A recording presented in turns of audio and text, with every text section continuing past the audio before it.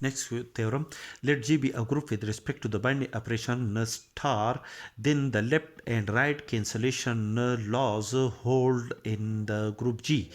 That is, if we operate the element A with the element B under the binary operation star, and this result is equal to A star C, then the element B must be equal to the element C.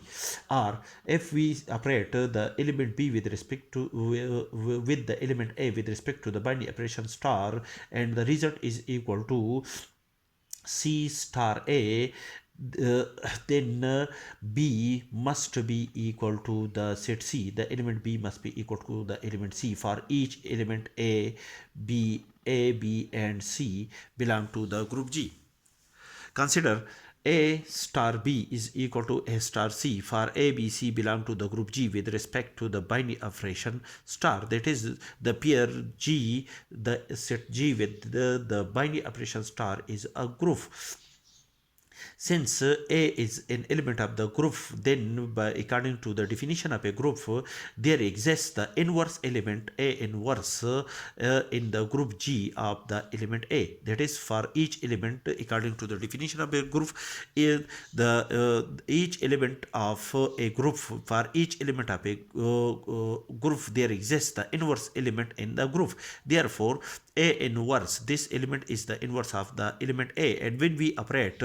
this element A inverse of the group G to this equality, we have A inverse star A star B is equal to A inverse star A star C. This condition hold, and according to the associative law, A inverse star A star B is equal to A inverse star A star B. And again, according to the associative law, with associative law in a group, that is the first condition of a group. According to the definition, A inverse star A star B is equal to A inverse star A star C. And according to the definition of a group, again, these two elements are the inverse of each other. Therefore, when we operate these two elements with respect to the binary operation star, then the result of these two elements with respect to the binary operator star gives an identity element of the set G, which is an identity element of the group G with respect to the binary operation star, and these two elements are the inverse of each other under the binary operation star B and E star C, where E is an identity element of the group G. And when we apply the identity element with each element of the group G under the binary operation star, gives the element that is E star B is equal to B, and E is identity element with respect to the binary operation star, therefore, and C is an element of the group G, therefore E star C is equal to C, which we have to prove. Similarly, when we B star A is equal to C star A, and A inverse is the inverse of the element A in a group, operate A inverse to the left side, to the right side of both sides of this equality, we have B star A inverse, C star A inverse, and according to the associative law, B star A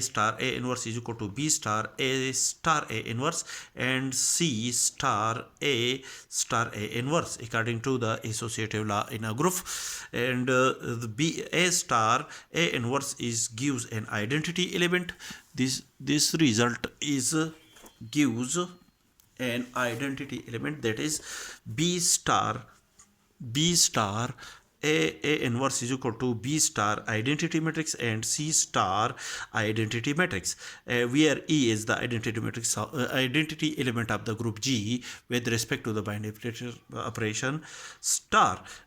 B star E is equal to B and C star E is equal to C, where because E is an identity element of the group G, that is which we have to prove.